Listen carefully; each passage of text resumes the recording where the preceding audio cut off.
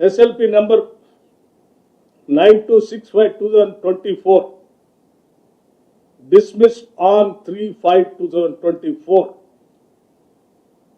అంటే ఆ పేట్రా బిల్లు వేసిన దానిపైన గట్టి కొట్లాడి మంచి అడ్వకేట్ను పెట్టి ఎట్టి పరిస్థితుల్లో దీన్ని రావాలని చెప్పి పోరాటం చేసి తీసుకొచ్చి వేల కోట్ల విలువైన భూమిని రాష్ట్ర ప్రభుత్వాన్ని తీసుకొచ్చి ఒక సక్సెస్ ఈ ప్రజలకు అందించడం కోసం వేల కోట్ల విలువైన భూమిని రాష్ట్ర ప్రభుత్వం తీసుకొచ్చింది.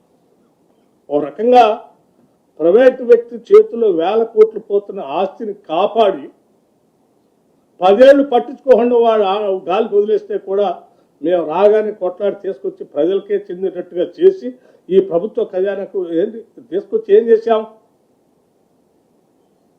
రెవెన్యూ డిపార్ట్మెంట్ నుంచి ఈ రాష్ట్ర ప్రభుత్వానికి సంబంధించిన ఇండస్ట్రీస్ TGIC చెప్పే ప్రైవేట్ వాళ్ళ చేతిలో పోవద్దు. TGIC అవుతుంది, రెవెన్యూ డిపార్ట్మెంట్ అవుతుంది, రాష్ట్ర ప్రభుత్వానికి ప్రజలు.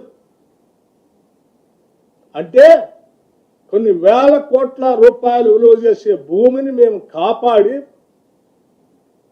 కొద్దిమంది కుట్రపూరితమైనటువంటి వ్యక్తుల చేతుల్లో పోకుండా రాష్ట్ర ప్రజలకి ప్రభుత్వానికి చెందేటట్టుగా చేసి దీన్ని ఈరోజు కాపాడితే అసలు నిజంగా ఎవరైనా అభినందిస్తారు దీన్ని. అరే శబాష్, ఎప్పుడో 2023లోనో అటు ఇచ్చినటువంటి దాన్ని దారాదత్తం చేసిన దాన్ని సరే ఇన్ని సంవత్సరాలని వాళ్ళు ఏంటంటే మీరు చూడండి, ఆలోచన చేయండి. ఇచ్చింది ఎప్పుడు వాళ్ళకి 2004 13/1/2004 నాడు. ఇవాళ ఏ సంవత్సరం?